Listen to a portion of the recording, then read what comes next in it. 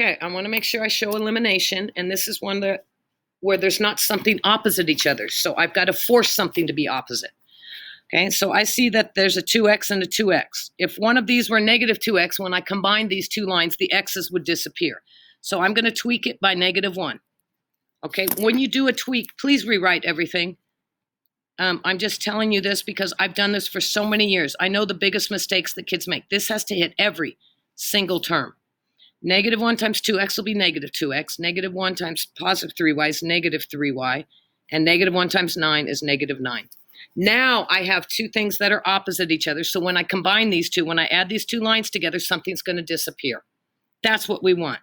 2x, -2x goes away. I get -5y is equal to difference sign subtract. I get 5. I'm going to divide both sides by -5. And I get y is equal to -1. Easy peasy. I know the first part of my answer. It's y is -1. Okay, the second biggest mistake kids will make. Like I said, the first one is you forget to tweak the number over there. Second biggest mistake is you substitute that in for x instead of y. So you can take either one of these problems. You can take a tweaked one. You can take an original one. I do suggest taking an original one. It really doesn't matter, though. It's just sometimes we have to tweak by like a 5 or a 9, and some of the numbers get kind of big. I don't work very well with bigger numbers. I make fewer mistakes with smaller numbers.